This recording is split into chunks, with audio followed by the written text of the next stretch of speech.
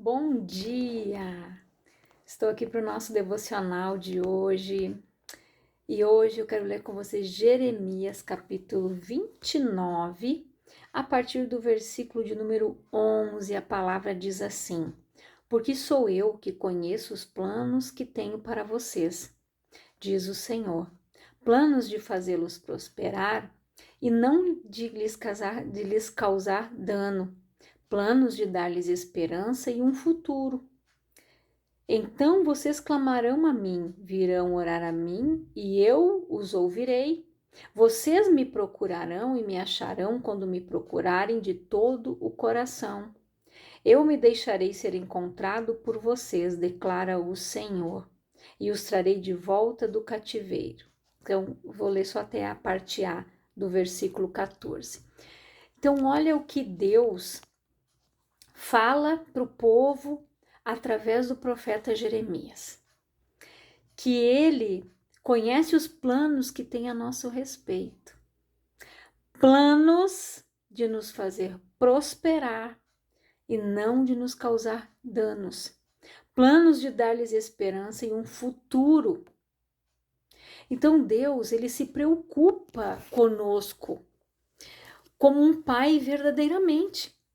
Qual é o pai, a mãe, você que tem filho, que não quer o melhor para o seu filho, que não faz planos para o seu filho quando crescer? O meu filho, a minha filha vai estudar, vai se formar, vai fazer isso, vai fazer aquilo, vai ser o que eu não fui, vai ter o que eu não tive.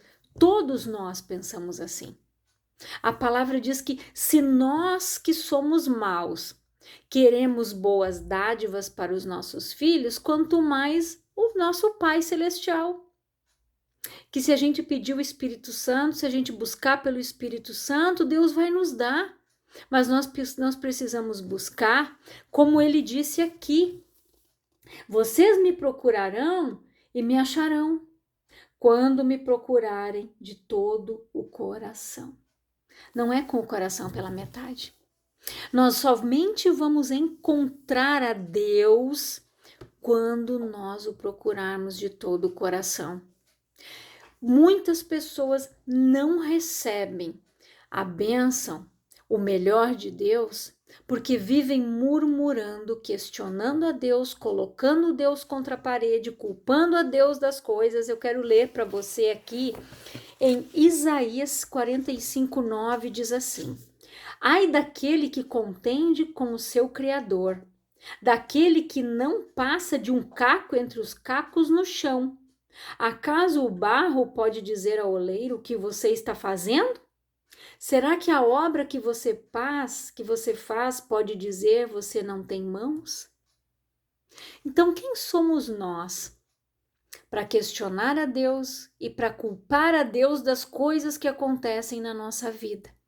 Se a própria palavra dele diz que ele tem pensamentos de paz, que ele planeja um futuro para nós, que ele tem coisas boas, pensamentos para nos fazer prosperar.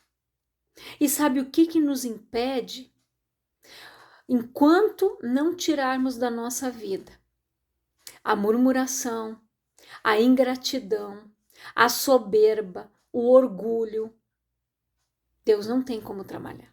A palavra diz que Deus resiste aos soberbos. Tem pessoas que se acham tão autossuficientes que elas não precisam de ninguém. Um médico, se ele for fazer uma cirurgia, quando ele vai fazer uma cirurgia, ele não faz sozinho.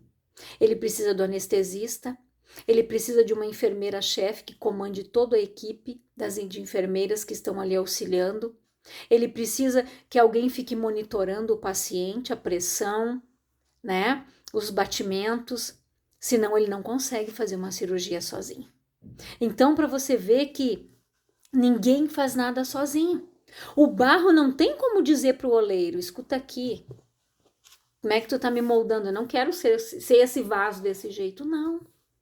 Nós não somos nada, como diz aqui. Ai daquele que contende com o seu Criador, daquele que não passa de um caco entre os cacos no chão. Nós não podemos esquecer que nós fomos criados por Ele. Ele é o nosso Pai, Ele é o Criador. soberano de todas as coisas.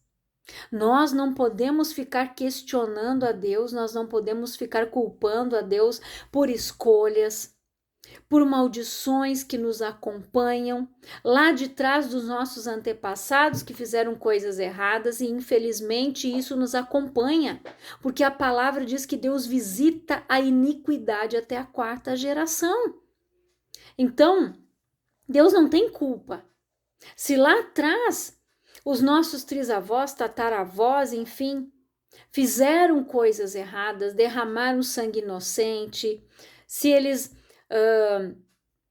cultivavam, né? Se eles adoravam outros deuses que não eram o nosso Deus e foram trazendo maldições para nossas vidas.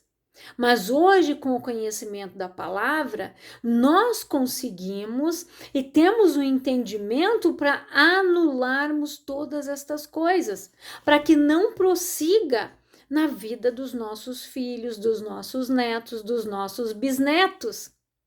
A 4ª geração. Então hoje nós precisamos buscar esse conhecimento. Dizer, Senhor, me mostra o que tem de errado na minha família. Que porta foi aberta lá atrás para que eu possa fechar ela agora, anular isso para que não prossiga mais na minha descendência, na minha geração. Então nós temos que buscar a Deus, clamar como ele disse aqui. Vocês me procurarão e me acharão. Quando me procurarem de todo o coração, eu me deixarei ser encontrado por vocês. E Deus diz ali, então vocês me clamarão a mim, virão orar a mim e eu os ouvirei. A palavra diz que quando o justo clama, Deus ouve. Deus não ouve murmuração, porque murmuração fere o coração de Deus. A palavra fala, né, lá da saída do Egito, muitas vezes o povo murmurou contra Deus. E ele disse para Moisés, até quando eu sofrerei esta má congregação que murmura contra mim? Você já parou para analisar isso? Que quando você murmura, que quando você pratica a ingratidão, você fere o coração de Deus. Porque ele é amor. Ele tem um futuro de paz, um futuro próspero, um futuro de bênçãos para nós. E ao invés de nós procurarmos ver, mapear aonde está a brecha, onde entrou aquele mal na nossa vida, nós vamos questionar, culpar. O ser humano tem um hábito de achar um culpado para tudo, né? Mas nós temos que entender, saber o que aconteceu.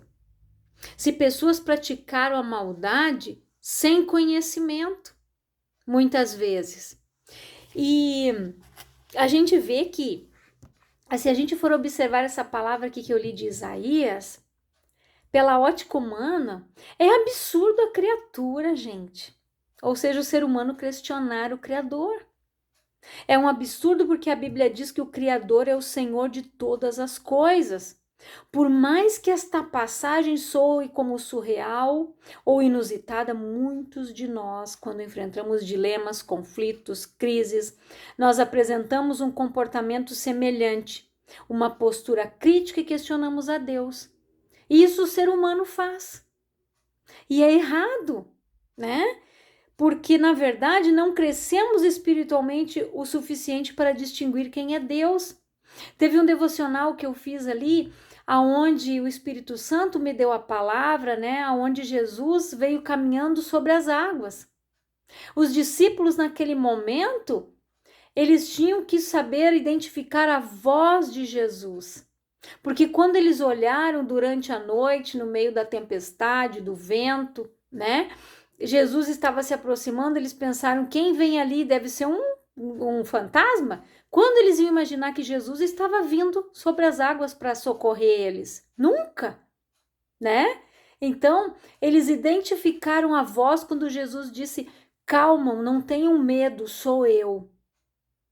Aí eles tiveram paz e Pedro disse, se é o Senhor, manda-me ir ter contigo sobre as águas. E Pedro foi. Ele só afundou quando ele tirou os olhos de Jesus e olhou, sentiu o vento bater, ou deu uma olhadinha para o lado, né? E, ó, afundou. Por que a palavra diz que nós não devemos olhar nem para a direita e nem para a esquerda, somente para o alvo, para o autor e consumador da nossa fé, que é Jesus. Porque se nós tirarmos os nossos olhos dele, nós vamos fazer isso aqui. Nós vamos começar a questionar, murmurar, reclamar, ficar chatos, ranzinzas, aquelas pessoas amarguradas. Mas nós precisamos mudar isso. A verdade, né, que a vida, ela é difícil, ela machuca. E por muitas vezes nós não entendemos as circunstâncias, entretanto, isso não nos dá o direito de questionar Deus. E questionar a Deus é uma atitude altiva, que demonstra ignorância quanto aos desígnios do Senhor. Devemos ser maduros e entender que tudo o que Satanás deseja é que não acreditemos nas promessas de Deus. Porque quando Satanás te convence a murmurar, a reclamar, a ser ingrato, a questionar a Deus, ele faz isso para você perder a tua bênção, porque a palavra diz que aquele que duvida não vai receber nada de Deus. Ele tenta colocar que a culpa é dele. Ah, foi Deus que não te abençoou. Ah, foi Deus isso. E a pessoa se deixa convencer quando ela deixa a mente dela ser minada pelos dardos inflamados do maligno. Por isso nós precisamos estar vestidos de toda a armadura de Deus, porque o capacete da salvação, ele impede que esses dardos entrem na nossa mente. Nós precisamos entender que a nossa mente é um campo de batalha. E aqui Satanás sempre vai tentar lançar os dardinhos. Por que tem um ditado no mundo que diz: mente vazia é a oficina do diabo? E é. Quando a pessoa não está cheia da presença de Deus, da palavra, do Espírito, da graça, da unção, ela dá lugar aos dardinhos. Quando os dardinhos saem daqui, desce para cá e ela fala, ela perde a bênção. Aí ela culpa Deus, né? Ela deixou a dúvida entrar. Então, o inconstante não recebe nada de Deus. E a gente precisa entender, né, que Satanás, ele quer matar a nossa fé e a nos conduzir a uma vida de desesperança longe do destino que Deus planejou para nós. Gente, o plano dele é o quê? O que Jesus disse? O ladrão veio senão a matar, a roubar e a destruir. E eu vim para que tenham vida e a tenham em abundância. Então, o diabo, ele tem o plano dele arquitetado, que é nos destruir, porque ele sabe o quanto nós somos amados pelo Pai. O Pai que mandou Jesus morrer na cruz. Jesus sofreu, padeceu, levou a nossa culpa, a nossa dor, a enfermidade, os nossos pecados. Você acha que esse Pai, que tem um amor tão grande assim, ia gostar? Você acha que Deus gosta de ver você se lascando, como se diz? Não, Deus não gosta. Deus se entristece, porque Deus quer que você esteja no colo dele, nos braços dele, deixando ele cuidar de você, deixando ele te guiar, ele te dirigir, ele te conduzir. Os murmuradores, nenhum herdou a terra prometida. E Deus diz na sua palavra que enquanto o corpo do último murmurador não caiu no deserto, morto, eles não entraram na terra. Eles tiveram que esperar 40 anos para poder entrar na terra prometida. E quantas bênçãos estão sendo anuladas, adiadas da tua vida?